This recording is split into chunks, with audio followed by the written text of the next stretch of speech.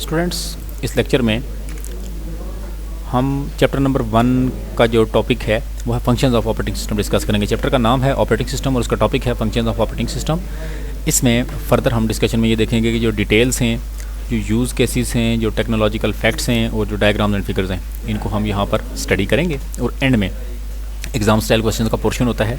आपको पता है कि इसमें हम कुछ प्रैक्टिस क्वेश्चंस जो है वो डिस्कस करते हैं और फिर आपने जो तैयारी करनी है वो MCQs, short question and long questions तीनों को मिला के तो बोर्ड के पैटर्न के अकॉर्डिंग तैयारी कर लेनी है। और ये जो प्रैक्टिस क्वेश्चन हैं इनको आप अपना क्वेश्चन बैंक में लिख लिया करें ताकि आपको जो है वो प्रिपरेशन में इनका कोई फ़ायदा हो सके, इनसे काफ़ी हेल्प मिल जाएगी आपको। Okay, first of all is functions of operating system. तो इसमें हमारे पास मुख्तलिफ फंक्शन होते हैं ऑपरेटिंग सिस्टम के, जो process management, memory management, file management, input output management, secondary storage management, network management, protection system and command interpreter. ये हमारे पास कुछ जनरल से फंक्शंस हैं। इसके अलावा और ऑपरेटिंग सिस्टम के कई फंक्शंस होते हैं, बेशुमार फंक्शंस होते हैं, लेकिन इनमें से इन चंद को हम स्टडी करेंगे। सबसे पहला है मेमोरी मैनेजमेंट। ये ऑपरेटिंग सिस्टम का एक ऐसा पार्ट होता है स्टूडेंट्स के जिसमें जो है वो जितने भी मेन मेमोरी के ऑपरेशंस होते हैं उनको ये कंट्रोल करता है। उसके अलावा मेन मेमोरी के अंदर जो भी प्रोग्राम्स लोड होंगे उनको स्पेस यही एलोकेट करेगा, उनको यही स्पेस देगा। साथ ही साथ जो है वो ये जो फ्री होने वाली मेमोरी है, मतलब कि प्रोग्राम अब पहले यूज़ हो रहा था, वहाँ पर प्रोग्राम एग्जीक्यूट हो रहा था, प्रोग्राम अब एग्जीक्यूट हो चुका है, होने के बाद मेमोरी फ्री हो गई है, तो उसका भी ये रिकॉर्ड अपने पास, ट्रैक अपने पास रखता है। और उसके बाद मेमोरी का स्टेटस ये अपडेट करता रहता है कि बिजी है या फ्री है, इसको हम कहेंगे, या फ्री हो गई या अभी एग्जीक्यूट कर रही है कुछ, या अभी उसके ऊपर कोई लोड है या नहीं है। ये तमाम के तमाम जो स्टेटसेस होते हैं आपके पास मेमोरी मैनेजमेंट, यानी इसमें मेमोरी से रिलेटेड तमाम चीज़ों को जो है वो डील किया जाता है। तो ये इस मैनेजमेंट में मेमोरी मैनेजमेंट शामिल है। ये पहला फंक्शन ऑपरेटिंग सिस्टम का। सेकंड फंक्शन हमारे पास है जी फाइल मैनेजमेंट।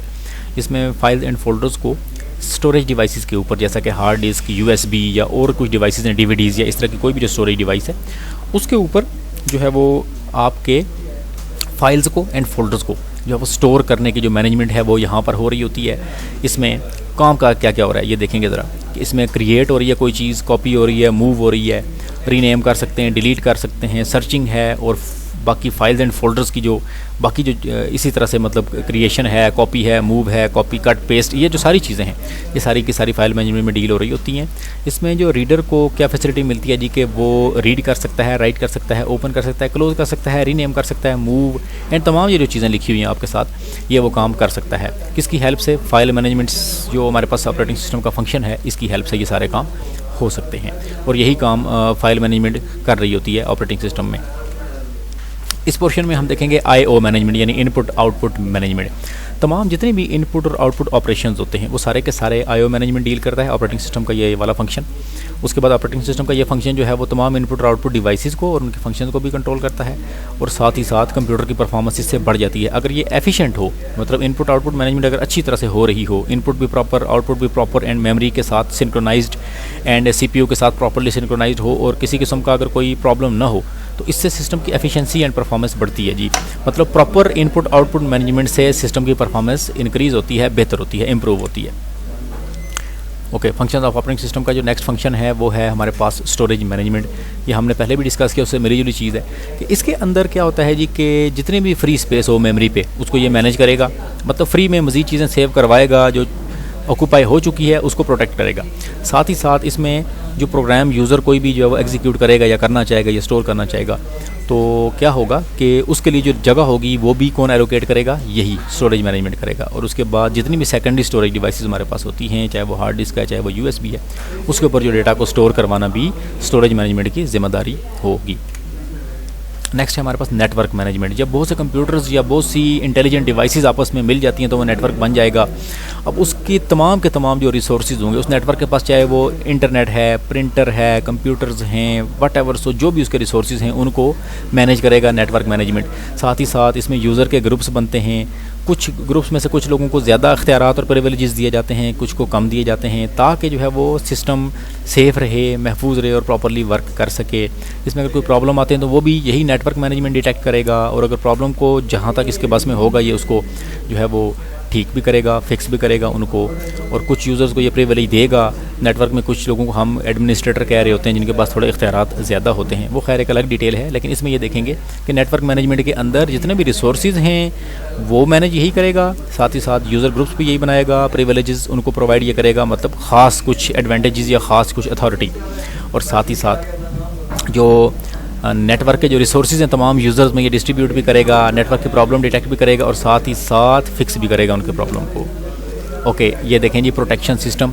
अब प्रोटेक्शन सिस्टम के अंदर क्या होता है जी कि हम इसमें देखेंगे जी कि अगर हमने किसी को प्रिविलेजेस प्रोवाइड कर दिए तो क्या वो प्रिविलेजेस की बुनियाद पे नेटवर्क को डैमेज तो नहीं कर रहा, इसलिए हम कुछ को प्रिविलेजेस देते हैं, कुछ को नहीं देते। अब प्रिविलेजेस देने का ये भी मकसद होता है कि जिन लोगों के पास प्रिविलेजेस हों वो नेटवर्क में उनकी हैसियत एक बड़े की होती है, वो कंट्रोल कर रहे होते हैं तमाम यूज़र्स को या तमाम रिसोर्सेज को, तो प्रिविलेजेस देने का एक मकसद ये भी होता है। तो ये सारा का सारा प्रोटेक्शन सिस्टम में मैनेज किया जाता है। इसमें फिर हम अकाउंट बनाते हैं अलग अलग, ताकि एक यूज़र दूसरे यूज़र की किसी चीज़ को मिस यूज़ ना कर सके, डैमेज ना कर सके, ख़राब ना कर सके नेटवर्क की किसी चीज़ को।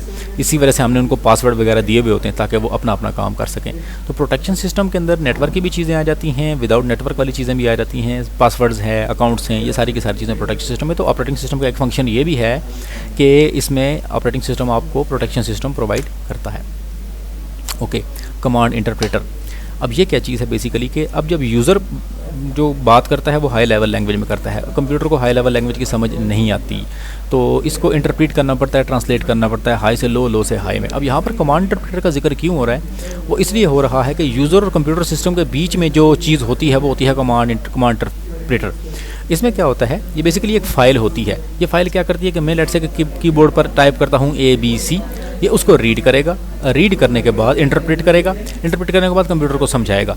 तो अब आप ये देख लें कि अब आपके पास जो CMD होता है, विंडोज़ का जो CMD.exe, ये जो चीज़ होती है हमारे पास, तो ये जो CMD कमांड इंटरप्रेटर की एक परफेक्ट एग्जांपल है विंडोज़ के लिहाज से। तो कमांड इंटरप्रेटर क्या करता है कि ये एक कमांड बेस्ड सिस्टम होता है, इसमें आप क्या करते हैं कि यूज़र से ये कमांड लेके उसको इंटरप्रेट करके कंप्यूटर को आपकी बात समझा देगा और फिर आपको जो रिक्वायर्ड रिजल्ट होगा वो भी निकाल के ये दे देगा। ये CLI बेस्ड वर्किंग होती है इसके अंदर।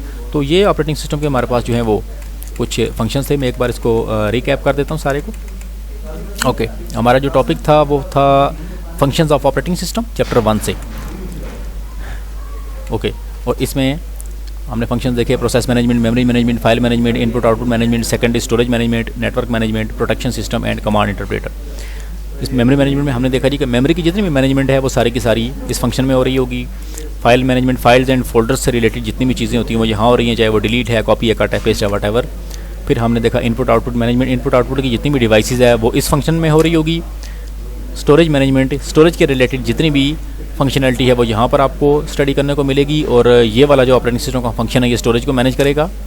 साथ ही साथ आप देखेंगे तो नेटवर्क से रिलेटेड जितने भी फैक्टर्स हैं उनको आपका नेटवर्क मैनेजमेंट मैनेज करेगा। और प्रोटेक्शन सिस्टम में यूज़र नेम एंड पासवर्ड्स वगैरह आ जाते हैं ताकि सिस्टम को प्रोटेक्ट किया जा सके, ऑन नेटवर्क भी, विदाउट नेटवर्क भी। और कमांड इंटरप्रेटर में यूज़र और कंप्यूटर के बीच में ये एक इंटरफेस होता है जो यूज़र से कमांड लेके कीबोर्ड के थ्रू जो कमांड आती है उसको सिस्टम तक पहुंचाता है और फिर आपको रिजल्ट निकाल के देता है। तो ओवरऑल ये देखा जाए तो ऑपरेटिंग सिस्टम बच्चों इन तमाम चीज़ों का एक पूरा पैकेज होता है, कंप्लीट पैकेज होता है।